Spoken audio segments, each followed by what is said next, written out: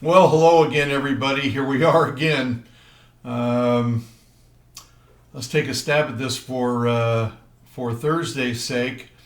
Um, in reading in fact, I'm doing this just after receiving the information that we will not be in school on Thursday. So this is the Wednesday morning, essentially, that we're putting this together.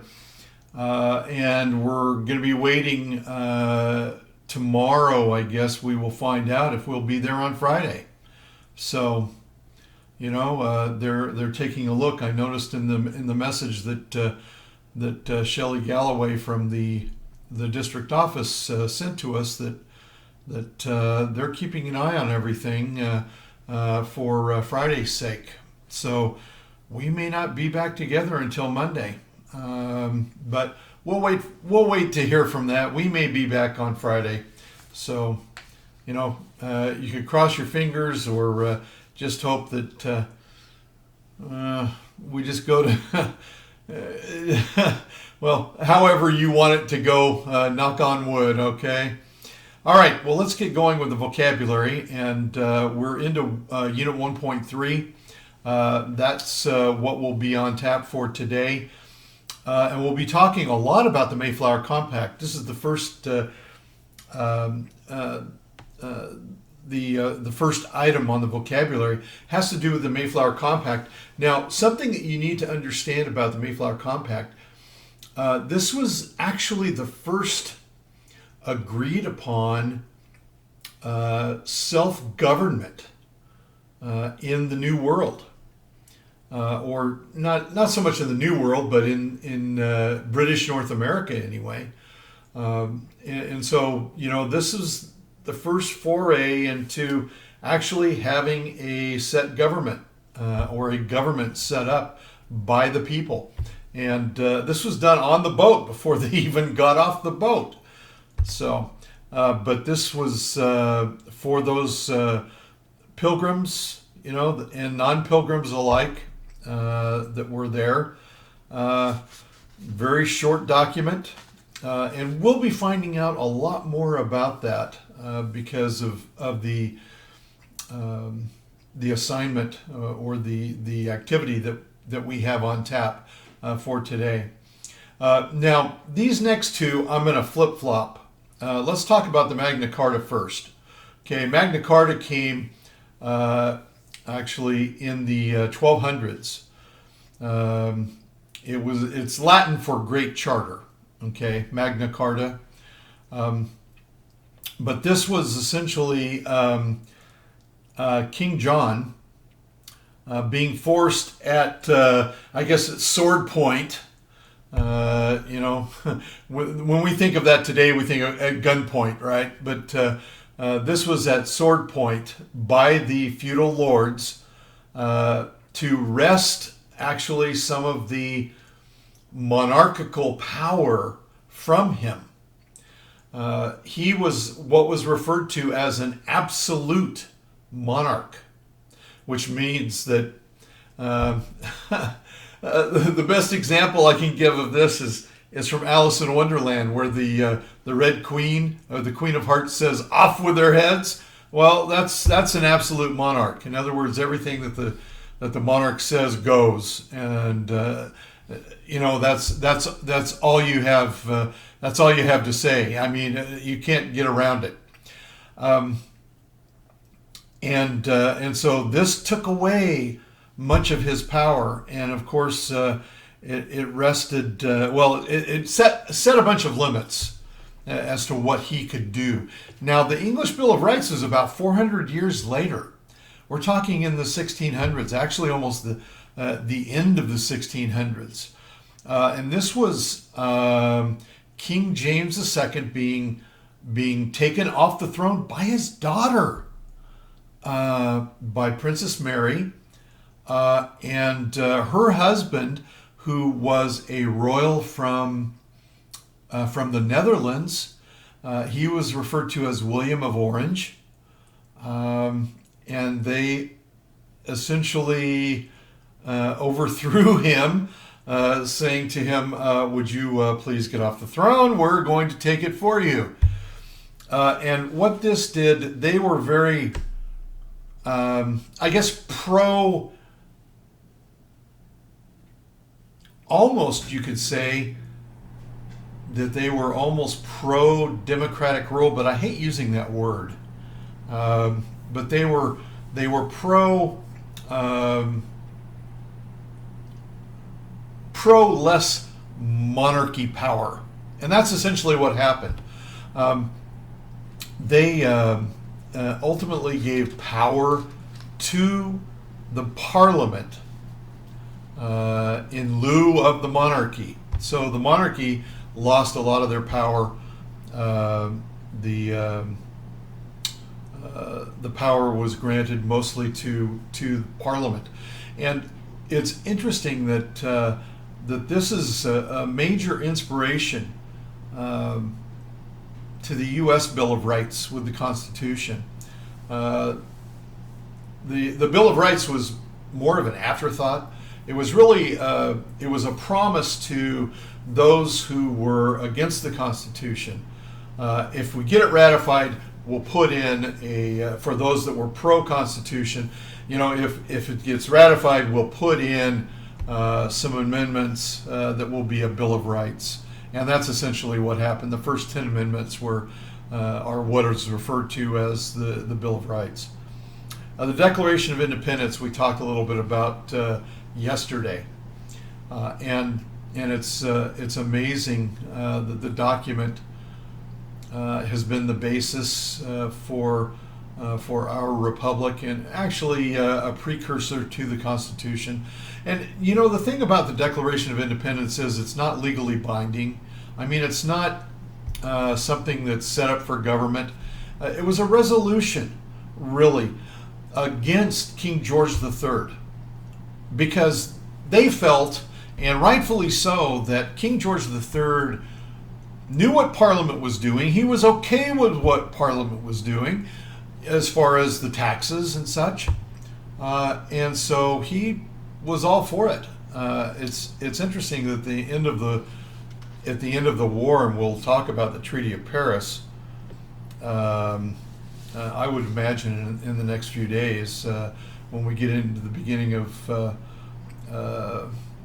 Unit 2, I believe, that we'll find out that he was the last person that gave his okay to the end of the war, to the colonies becoming independent. He was the last holdout, and he finally reneged and said, "Okay." Interesting stuff. Now, the Articles of Confederation was put in place to actually have a functioning government. They've declared their independence in 1776, but they have to say, well, we better have a government in place, right? And it took a year for that to happen, and in fact, it was written in 1777, but it wasn't ratified until 1781, and it was a very, very, very poor working government.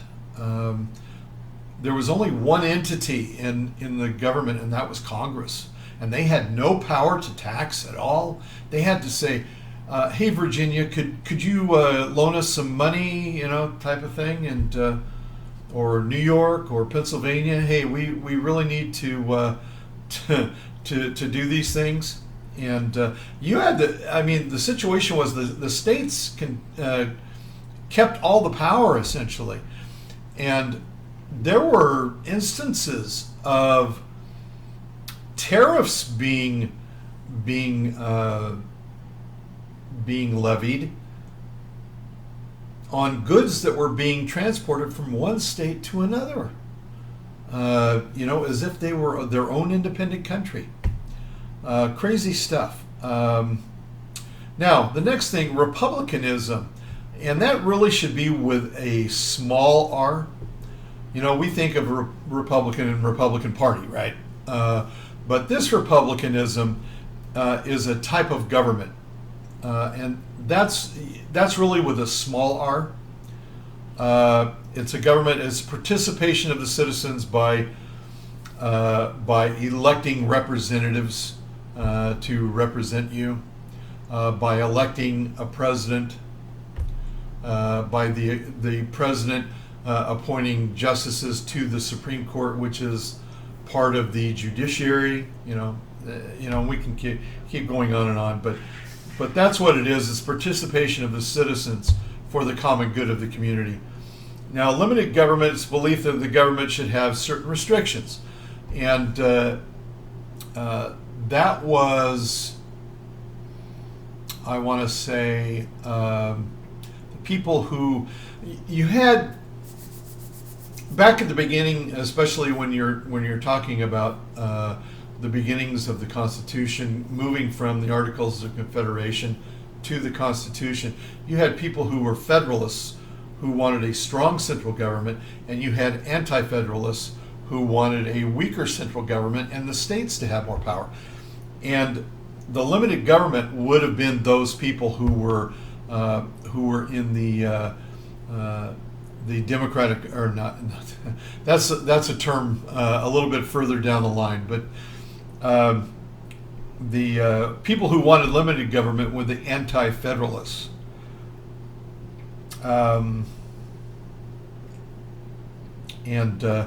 They were the ones who really pushed to get the Bill of Rights. And that was one thing that was argued by can't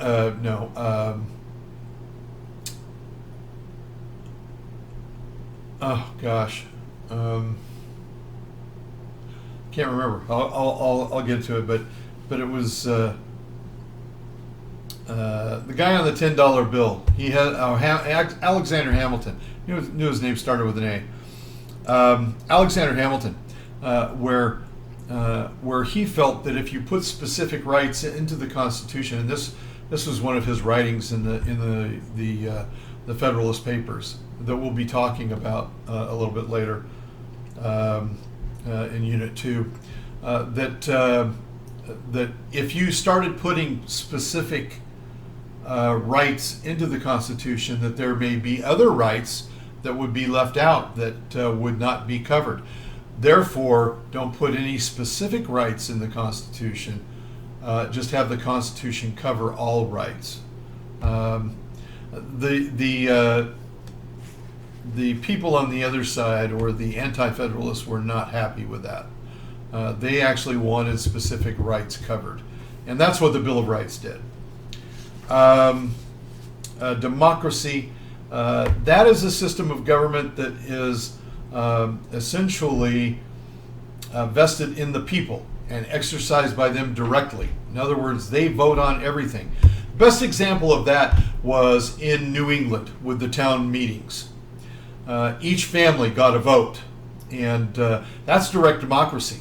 The families voting on things, and I think I mentioned this, that women had their first actual opportunity to vote.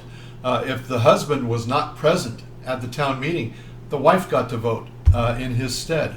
Kind of interesting that happened, and it wasn't until 1920 that women in the United States actually got the opportunity to vote nationwide. There were a few states that had it in their constitutions prior to 1920.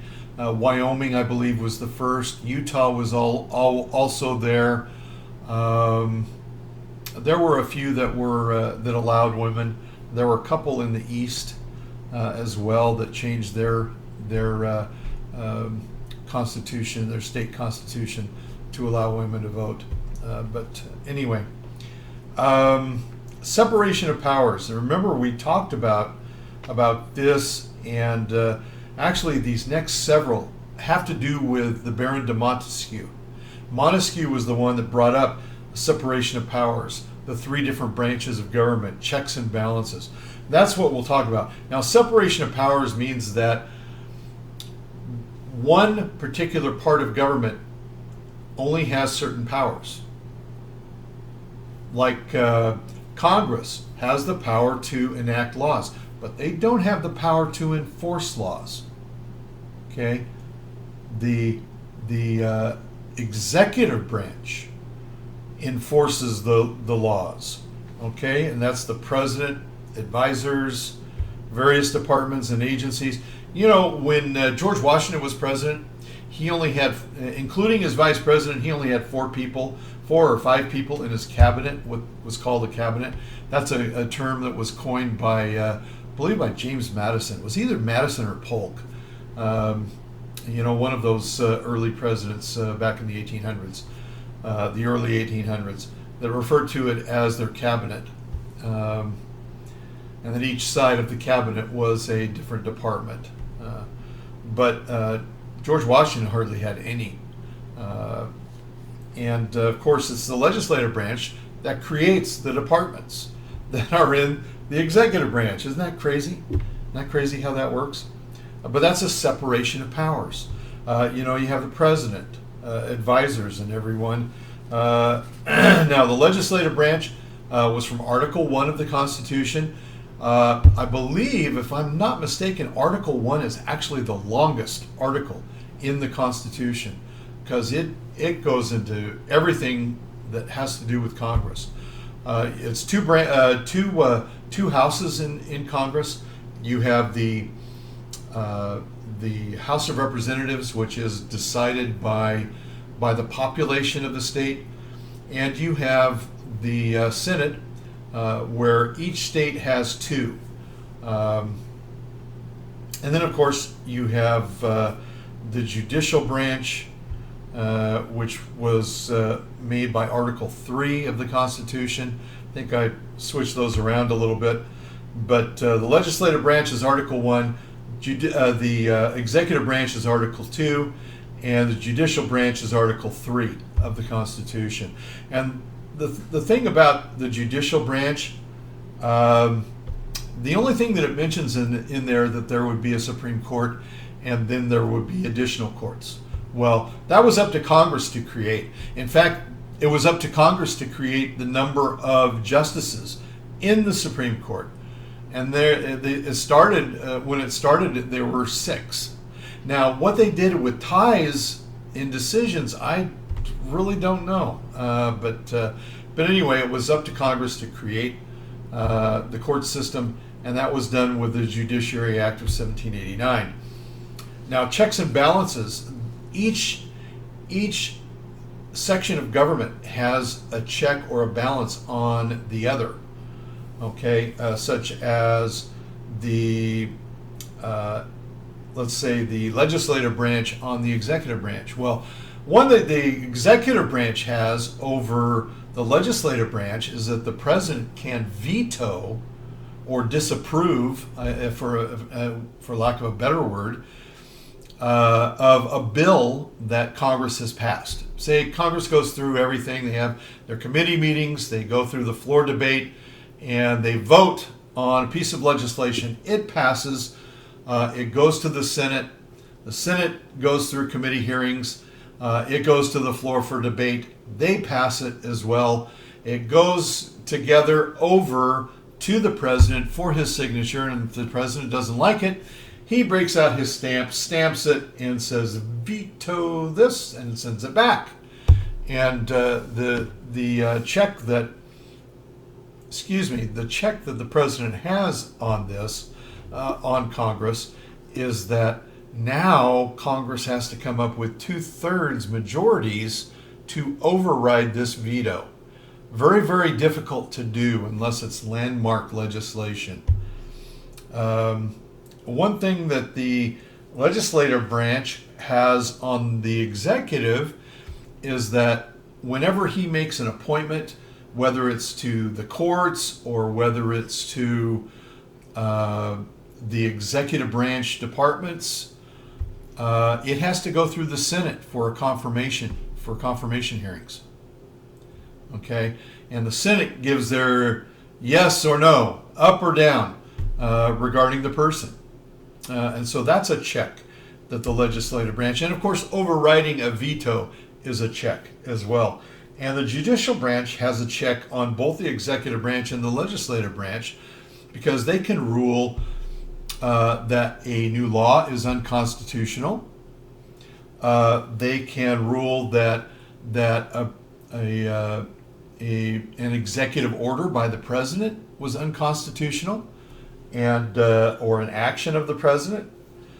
Just happened recently with the president actually taking away the education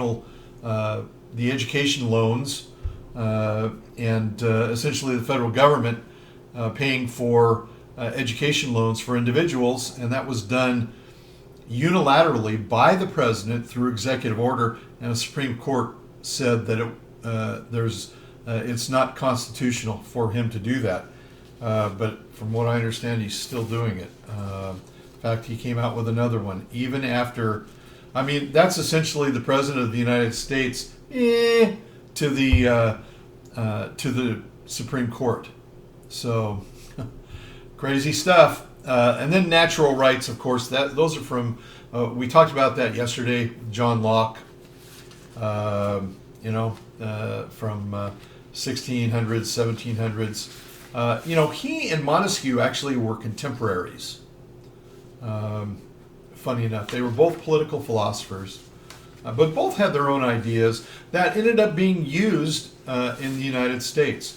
And of course, natural rights were the rights given by God or the Creator to men, and of course he mentions life, liberty, and the pursuit of life, liberty, and property, which was changed in the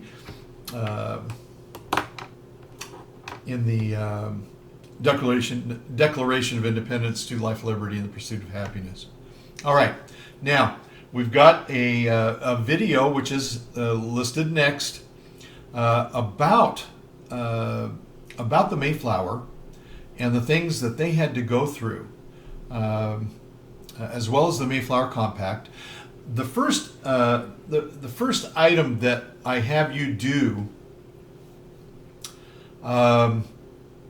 is supposed to be a group activity.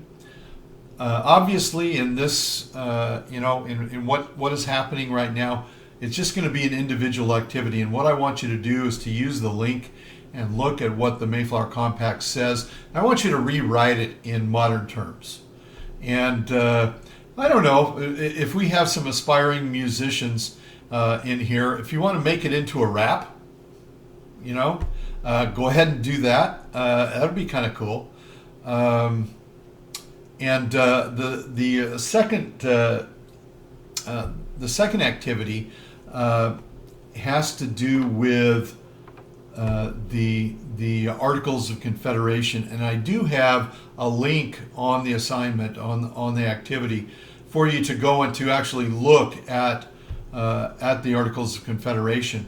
And what I want you to do is answer those three questions. And I want you, it says just write it on note sheets. What I want you to do, because I'm going to put it that you do need to turn it in, I want you to put it on Google Doc and turn it in. There are three questions that I know at least one of them asks for your opinion. So you get a shout out on that, okay? But anyway, that's what I want for you to do on that. Hope I'm clear. So for that first one on the Mayflower Compact, obviously it's not going to be group. And on the second one, I actually do want you to turn it in. I want you to put it on a Google Doc and turn it in. Okay? So, here's hoping maybe we're back to school on Friday. If not,